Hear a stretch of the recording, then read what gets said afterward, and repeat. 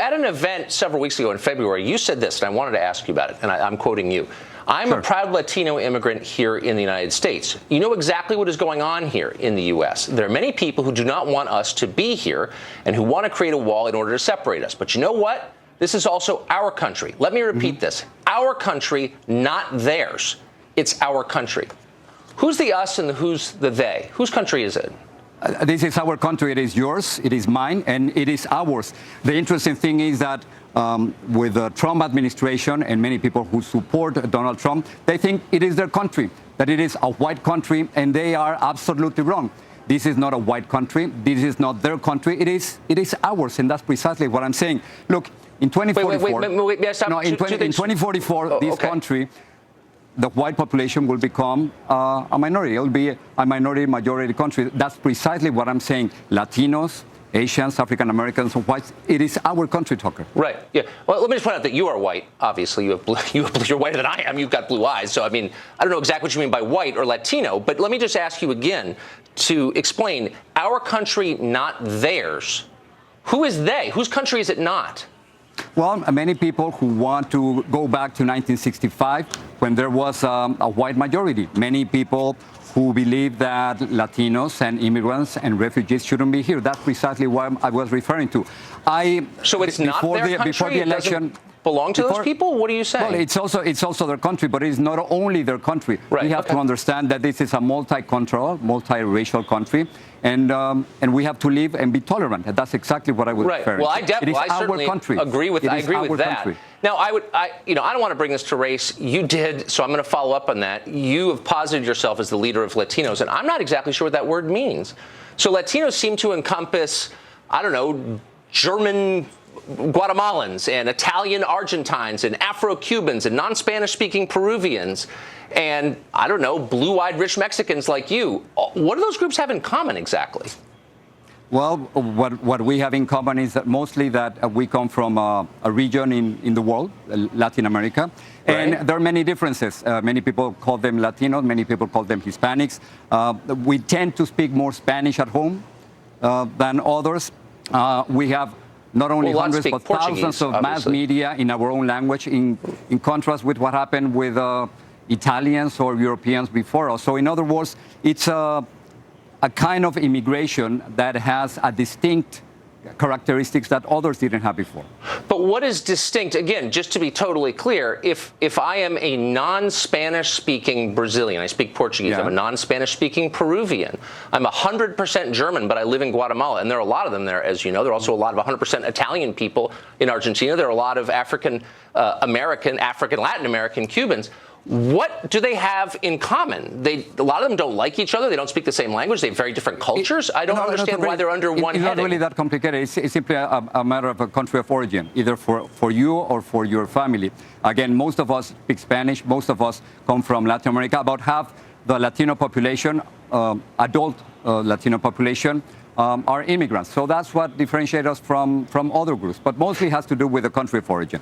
That's okay. It still doesn't make any sense to me at all. But as a political matter, it makes a lot of sense because it allows people like you to say, I represent everybody on an entire continent, when clearly that's not true. Get back to the point that you were making a minute ago, that Americans have no right to be concerned about the dramatic demographic change taking place in their country. Let me just stipulate, I'm for getting along, I'm for colorblindness, I'm for tolerance, 100%.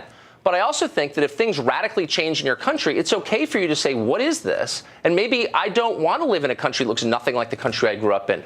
Is that bigoted? It seems to me in Mexico you'd be allowed to say that.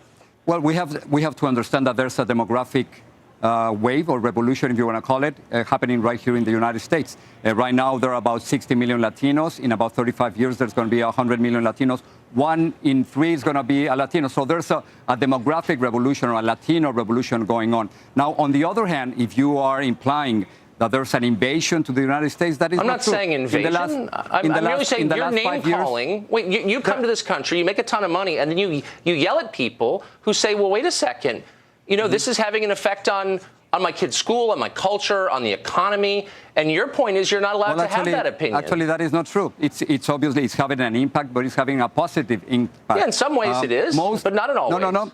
And overall, there's an immigration surplus.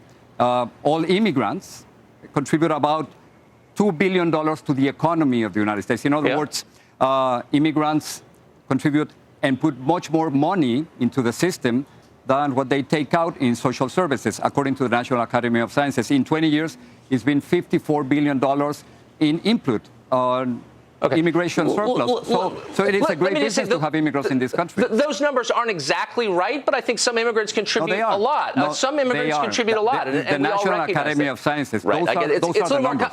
It's a little more complicated than that, but I don't want to debate that right now. I just want to make the point that there is a downside as well. There's clearly an upside, and we all recognize, and people like immigrants actually in America, despite your claims. They do.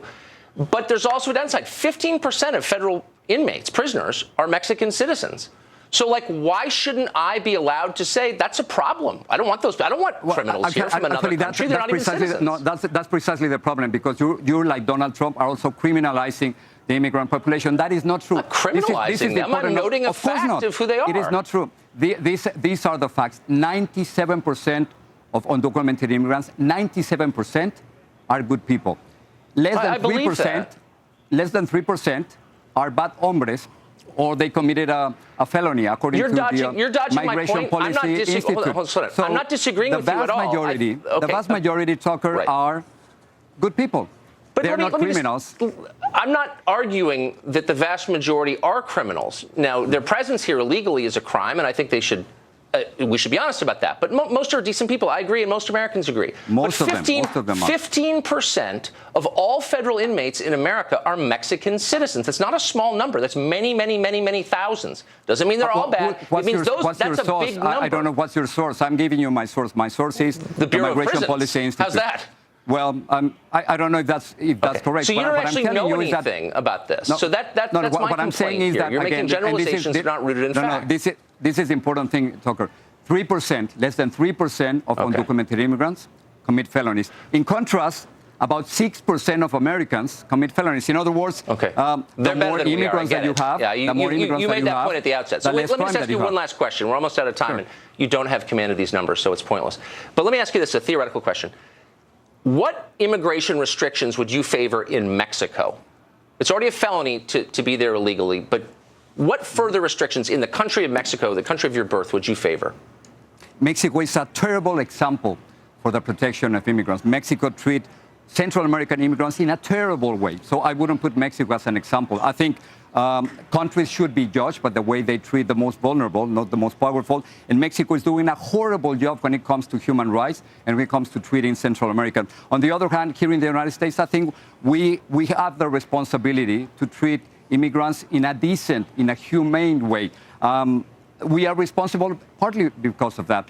They come here, undocumented immigrants, because there are thousands of American companies who hire them, and millions of Americans, including you and me and the audience, who benefit from their work. So I think we have the right and the responsibility to treat them much better than the way they treat them in Mexico.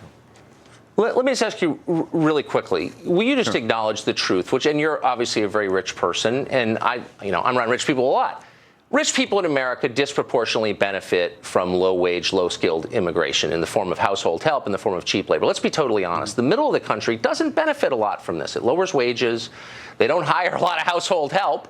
And there is a lot of crime, whether you're willing to admit it or not. So why are they bigots for... No, there's not a lot of crime because... Look, you don't actually know what you're talking about, so let's just pretend that I didn't say that because it's a stupid argument. Donald Trump is the king of fake news when it comes to undocumented immigrants. I've heard the talking points. But let me just get back to the economics of it. It doesn't actually help an American citizen born here making $40,000 a year to have a bunch of people willing to work for $25,000 a year move into his town. Will you concede that?